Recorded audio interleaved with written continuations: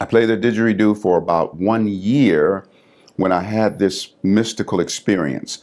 I was at a friend's house that keeps bees, and I was with my beloved, and we went out by the beehives. The bees were coming and going and coming from the hive. I stood behind her, and I was playing the didgeridoo into her back.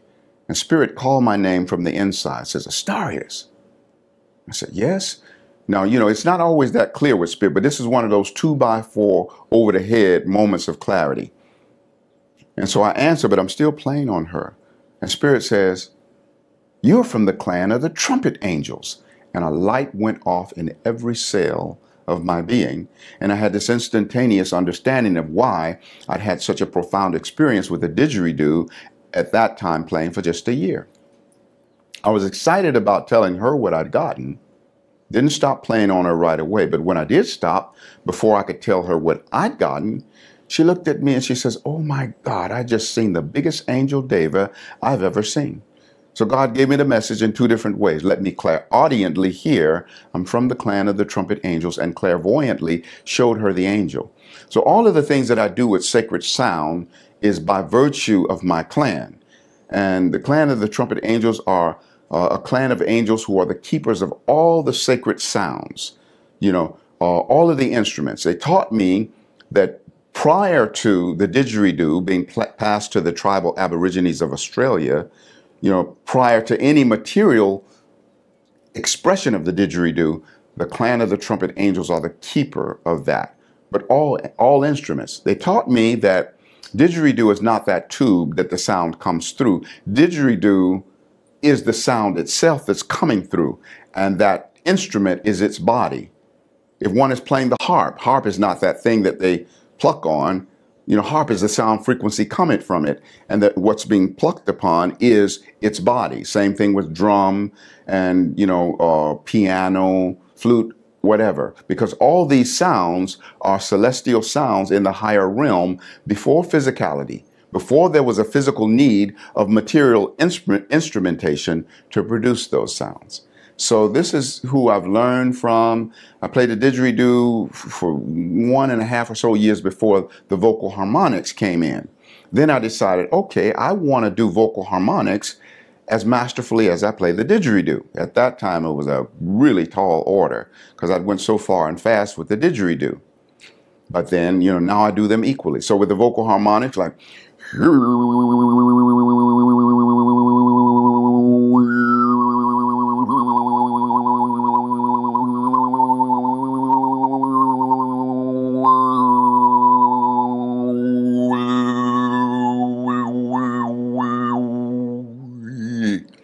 that's producing simultaneous highs and lows with one voice. The highs represent heaven and the lows represent earth. So it's then creating a marriage of heaven and earth in the cells of the body. Now, sound is the primordial first cause. As in the scripture, it says, in the beginning was the Word, and the Word was God, and the Word was with God. Well, the Word is also resonant with sound. Sound is the frequency by which all things have found their way into being. You see, and so sound is so powerful in that it has a foot in both dimensions simultaneously. It has a foot in the realm of spirit.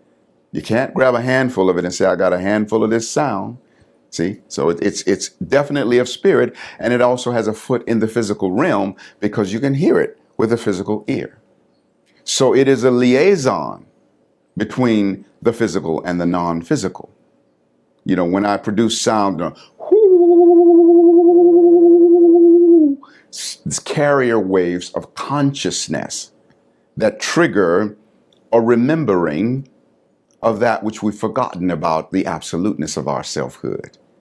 See, we came into this physical experience, and we are that part of God that chose to take on the experiment of coming into the flesh and even tasting of forgetfulness. We even knew when we were on those higher planes, getting ready to come into physicality, we're probably going to forget who we are. We knew it.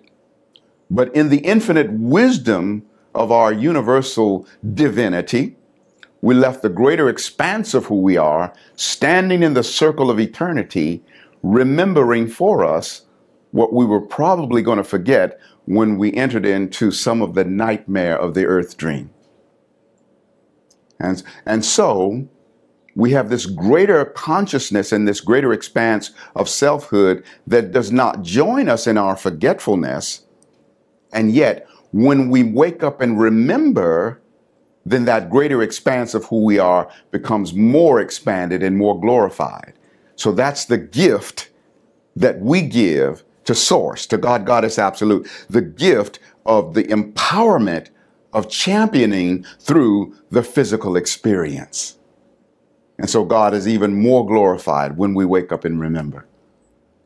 And also we give the gift of being our own version of creator, our own version of the universe. See, I think God, Goddess has a huge appetite to experience his, herself in multitudinous ways, through multitudinous beings. Even though it's many facets of one great being, each facet is a version of that divinity, which is as individual as a fingerprint or a snowflake. And so we give that gift to God. Just by being whoever it is that we are, God gets to experience yet another version of his, herself.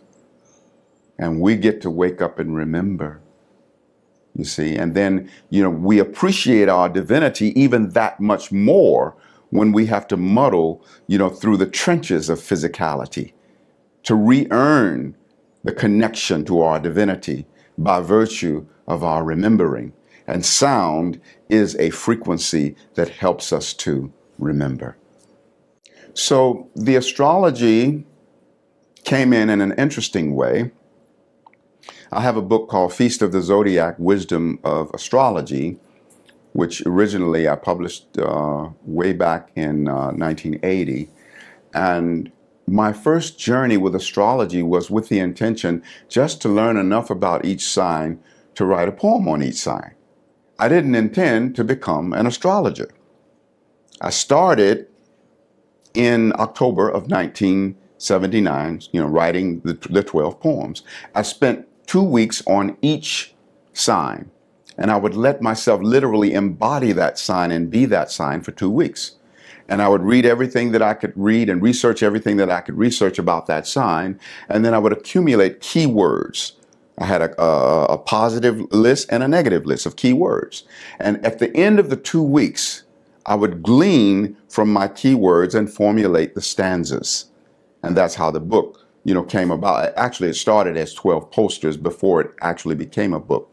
And then before I could finish, because it was a 6-month project with 12 signs, 2 weeks per, so I finished in March of 1980. But before I could complete, I was catapulted into a full-scale study of astrology.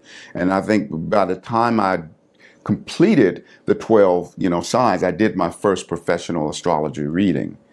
And so that's how it started. But again, it was like God knowing where I was going. I didn't humanly fully know. So this journey with astrology has been an amazing journey for me. I'm a humanistic astrologer, and I don't approach it fatalistically. Many astrologers and readers, psychic readers, will approach things in such a way that they give fatalistic predictions and never share with a person about their capacity to transcend that negative or horrible possibility. My role is empowering people. And I recognize that astrology is a reflection or a way in which we can study the process of sowing and reaping, you see. And so, it's a reflection of the cause and effect of our lives. The grace and mercy of God, however, is a law above and beyond cause and effect. So no matter what we see, we can always transcend. So I use astrology as a map. We can discover facets of the personality, what one is brought into this lifetime. We can discover, probabilities of circumstances that will be happening for them. But wherever we see, character traits that are not wholesome for them, or possible circumstances that wouldn't be present or pleasant, we look for how do we transcend it? See, so my approach is very solution oriented.